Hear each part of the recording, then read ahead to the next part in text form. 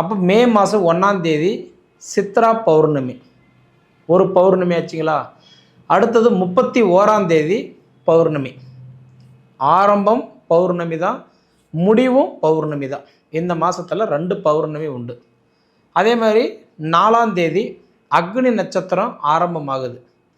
28ஆம் தேதி அக்னி நட்சத்திரம் முடிவுக்கு வருது. அப்போ எப்பயுமே அக்னி நட்சத்திரம்னா 21 நாட்கள். ஆனால் இந்த டைமில் பார்த்தீங்கன்னா 25 நாட்கள் அக்னி நட்சத்திரம் வர்றதுனால கண்டிப்பாக நம்ம வெயிலுடைய தாக்கம் அதிகமாக இருக்கும். கொஞ்சம் நம்ம கவனமாக இருக்கணும். சரிங்களா. இப்படி இருக்கும்போது மிதுன ராசிக்கு அதிபதி யாருன்னா புதன் பகவான். அந்த புதன் பகவான் வந்து இந்த மாதத்தில் இறுதியில் கடைசியாக உங்கள் ராசிக்கே புதன் வராரு. ஒரு அற்புதமான வாய்ப்பு. இப்போ புதன் பகவான் வந்து ஒரு ரவுண்ட் அடிச்சுட்டு நம்ம ஒரு இடத்துக்கு வராரு அப்படின்னா 1 வருஷம் ஆகும். ஒரு ரவுண்டு சுற்றிட்டு வர்றதுக்கு 1 வருஷம் ஆகும். அப்போ இன்றைக்கி புதன் பகவான் வந்து இப்போ ஒரு ரவுண்ட் அடிச்சுட்டு தன்னுடைய வீட்டுக்கு இந்த மே மாதம் 29ஆம் தேதி தன்னோட சொந்த ராசிக்கே வரார். இது ஒரு அற்புதமான வாய்ப்பு. சரிங்களா. அப்படி பார்த்தீங்கன்னா இன்றைக்கி உங்கள் ராசியாதிபதி இப்போ எங்கே உட்காந்துருக்கிறார் புதன் அப்படின்னு பார்த்தா மேச ராசியில் சூரியனோட இணைஞ்சு உட்காந்துருக்கிறார். சூரியனும் புதனும் இணைஞ்சு சேர்ந்து உட்காந்தா அதுக்கு பேர் நம்ம என்ன சொல்கிறோன்னா புதன் ஆதித்ய யோகம். இது ஒரு அற்புதமான யோகம். அப்போ 1ஆம் தேதியிலிருந்து 14 தேதி வரைக்கும் இந்த புதன் ஆதித்ய யோகம் இருக்கிறதுனால 3 விஷயங்களுக்கு முயற்சி பண்ணுறவங்களுக்கு இப்போ வெற்றி கிடைக்கும். ஒன்று, அதாவது வெளிநாடு வெளி மாநிலம் போகணும்னு முயற்சி எடுத்துக்கிட்டு இருந்தீங்கன்னா 1ஆம் தேதியிலிருந்து 14 தேதிக்குள்ளார முயற்சி எடுங்க. இந்த புதன் ஆதித்ய யோகம் அதுவும் உங்களுக்கு லாபஸ்தானத்திலேயே உங்கள் ராசி அதிபதி இருக்கிறதுனால நல்லதே பண்ணுவார். சரிங்களா. அப்போ 15ஆம் தேதி என்ன பண்ணுறாரு அப்படின்னா புதன் பகவானும் சூரிய பகவானும் 2 பேரும் அப்படியே 2 சேர்ந்து உங்கள் ராசிக்கு 12ஆம் இடத்துக்கு ரிஷபத்துக்கு வந்துடுவார். அப்போ இங்கே வந்தாலும் 15ஆம் தேதியிலிருந்து 29ஆம் தேதி வரைக்கும் இதே புதன் ஆதித்ய யோகம் ரிஷப ராசியில் ஏற்படுது. இருந்தாலும் 12ஆம் இடத்துல ஏற்படுது இல்லையா, அந்தளவுக்கு புண்ணியப்படாது. சரிங்களா. அப்போ 11ஆம் இடம் லாபஸ்தானத்தில் அதாவது இருக்கக்கூடிய அந்த அதாவது உங்களுக்கு அந்த யோகம் 12ஆம் இடத்துல இருக்காதுன்னு வச்சுக்கோங்களேன். இப்போ 11ஆம் இடம் லாபஸ்தானத்தில் இந்த புதன் ஆதித்ய யோகம் 80% வேலை செய்யும். ஆனால் இதே உங்களுக்கு 12ஆம் இடத்துல வந்துருச்சுன்னா வெறும் 30% தான் வேலை செய்யும். ஏன்னா அதை 29ஆம் தேதிக்கு மேலே வந்து பார்க்கும்போது உங்களோட புதன் உங்கள் வீட்டுக்கே வந்துடுறாரு.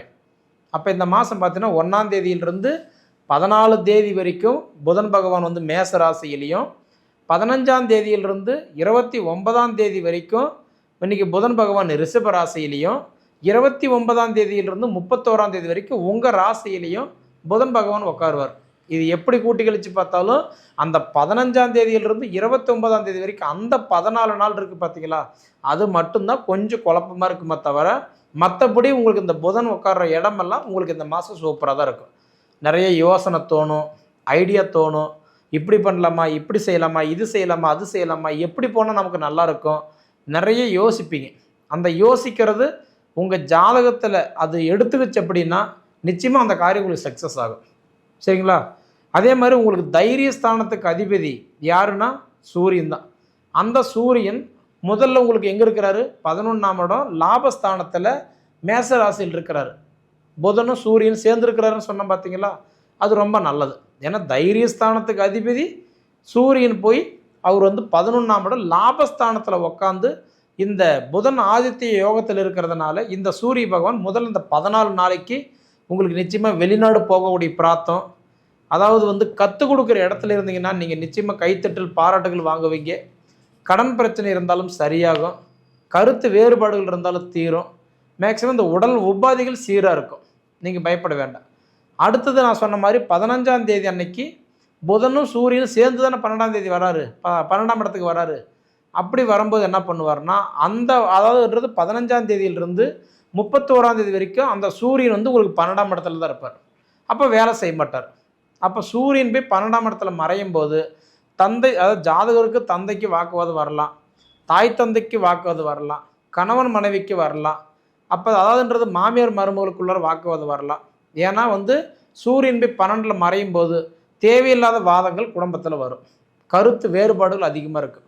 பொதுவாக பார்த்துட்டிங்க அப்படின்னா தொட்டதை துலங்கலை, வச்சது விலங்கலை, எதிர்பார்த்ததை நடக்கலைன்ற மாதிரி கொஞ்சம் குழப்பத்தில் தான் இருக்கும். அதனால் எனக்கு தெரிஞ்சு உங்களுக்கு வந்து தைரியஸ்தானத்துக்கு அதிபதி சூரியன் உங்களுக்கு 15 தேதி வரைக்கும் நல்லது பண்ணுறாரு. 15 தேதிக்கு மேலே கொஞ்சம் குழப்பத்தில் தான் இருப்பார். அதுபோக உங்களுக்கு சூரியன் உங்களுக்கு நல்ல இடத்துல இருந்துட்டு, ஏன்னா 14 தேதி வரைக்கும் அவர் வந்து தன் சொந்த வீட்டில் இருந்துட்டு அடுத்தது உங்கள் ராசிக்கு தான் வராரு. சுக்கிர பகவான் வந்து 14ஆம் தேதியெல்லாம் உங்கள் ராசிக்கு வந்துடுவார். அப்படி வந்துட்டாருன்னா 17 நாட்கள் உங்கள் ராசியில் தான் சுக்கிரன் இருப்பார். அப்படி சுக்கிரன் வந்து உங்கள் ராசியில் இருந்தாருன்னா நிச்சயமாக உங்களுக்கு வந்து மனைவினால் சப்போர்ட்டு கிடைக்கும், அம்மானால சப்போர்ட்டு கிடைக்கும், மற்றவங்களால் உங்களுக்கு ஏதோ ஒரு ஆதாயம் இருக்கும். அப்போ இந்த அரசியல்வாதியோட சப்போர்ட்டு, அதிகாரியுடைய சப்போர்ட்டு இதெல்லாம் உங்களுக்கு கிடைக்கிறதுக்கு வாய்ப்பு உண்டு. அதனால் எனக்கு தெரிஞ்சு இந்த மாதம் உங்களுக்கு வந்து எல்லாமே ஓரளவுக்கு ஃபேவராக தான் இருக்குது. சரிங்களா? அது போக உங்களுக்கு வந்து செவ்வாய் பார்த்தீங்கன்னா உங்களுக்கு எங்கே இருக்கிறாருன்னா 10ல் இருக்கிறார். பொதுவாக 10ஆம் இடத்துல செவ்வாய் இருக்கிறதுனால 10 தேதி வரைக்குமே செவ்வாய் வந்து கொஞ்சம் ஸ்லோவாக தான் வேலை செய்வார். 10ஆம் தேதிக்கு மேலே அவர் என்ன பண்ணுறாருன்னா 10ஆம் இடம் மீன ராசியிலிருந்து அவர் வந்து தன்னோட சொந்த ராசிக்கு மேச ராசிக்கே வரார். அப்போ 10ஆம் தேதிக்கு மேலே 11ஆம் தேதியிலிருந்து 31ஆம் தேதி வரைக்கும் செவ்வாய் தன் சொந்த வீட்டிலே வந்து உட்கார்றாரு பார்த்தீங்களா? அது லாபஸ்தானத்தில் உட்கார்றாரு பார்த்தீங்களா? உங்களுக்கு ரொம்ப ரொம்ப ரொம்ப சூப்பராக இருக்கும்.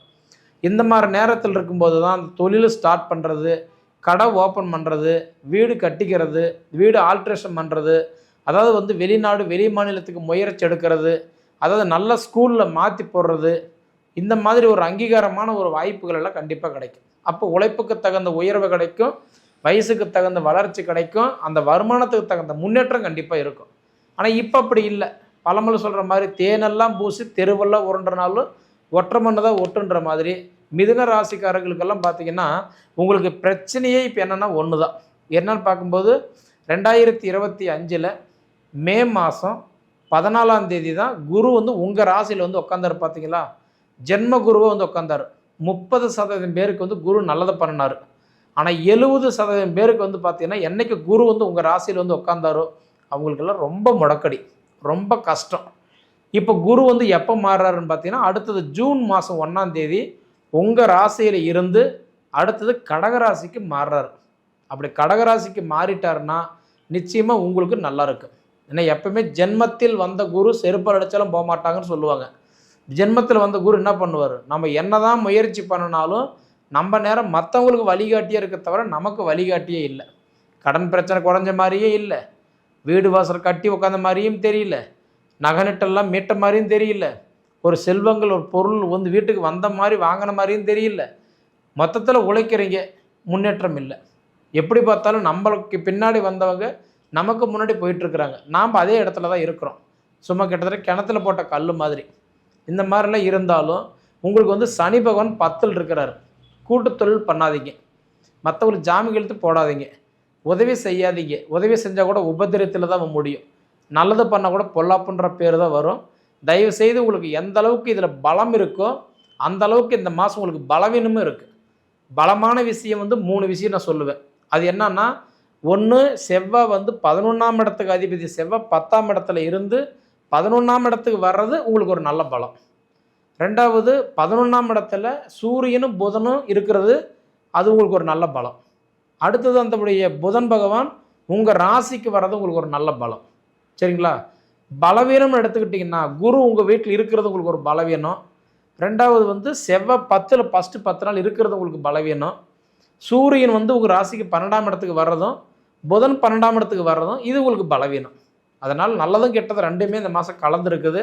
அதனால் எனக்கு தெரிஞ்சு மிதுன ராசிக்காரங்களுக்கு என்ன பண்ணலாம் என்ன பண்ணக்கூடாது முதல்ல அது நீங்கள் தெரிஞ்சு அதுக்கு தகுந்த மாதிரி நீங்கள் காய் நவுத்தி போயிட்டு இருந்தீங்கன்னா நிச்சயமாக இந்த மாதம் நல்லாயிருக்கும். ஏன்னா எப்பயுமே ஒரு மனிதனுக்கு வளர்ச்சி மட்டுமே கொடுத்துட்ருக்க மாட்டார், கஷ்டம் மட்டுமே கொடுத்துட்ருக்க மாட்டார், ஏற்றம் தாழ்வு இருக்க தான் செய்யும். இதே மிதுன ராசியில் பிறந்தவங்களுக்கு ஒருத்தர் ஓனராக இருப்பார், ஒருத்தர் லேபராக இருப்பார். அப்போ அவர் சம்பளம் கொடுக்குற இடத்துல இருக்கிறாரு, இவர் வாங்குகிற இடத்துல இருக்கிறாரு அப்படின்னா அது உங்களோட விதி. அந்த விதி நல்லா இருக்குன்னு தான் நான் சொல்கிறேன். விதி நல்லா இருந்துருச்சுன்னா நாமளும் சம்பளம் வந்து வாங்குகிற இடத்துல இல்லாமல் கொடுக்குற இடத்துக்கு போய் நிற்போம். அப்போ நமக்கு என்ன பார்க்கணும்? நம்ம ஜாதகம் நல்லா இருக்குதா? ஜாதகம் நல்லா இருந்துருச்சுன்னா நம்ம யார்கிட்ட போய் கை கட்டி நிற்க வேண்டிய அவசியமே இல்லை. சரிங்களா?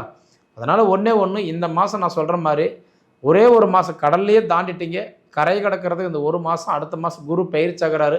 அப்படி பயிற்சியாகிற நேரமெல்லாம் உங்களுக்கு நல்லா இருக்கும். கிட்டத்தட்ட தொட்டது துலங்கும், வச்சது விலங்கும், எதிர்பார்க்குறது நடக்கும். கொஞ்சம் பொறுமையாக இருங்க. குரு மாறுற நேரத்தில் நம்ம நேரம் நல்லா இருக்குதா, அதை மட்டும் ஒரு தடவை பார்த்துக்கோங்க. அது நல்லா இருந்துருச்சுன்னா அதன்படி நம்ம ட்ராவல் பண்ணோம்னா நம்மளோட வளர்ச்சிகள் நல்லா தான் இருக்கும். சரிங்களா?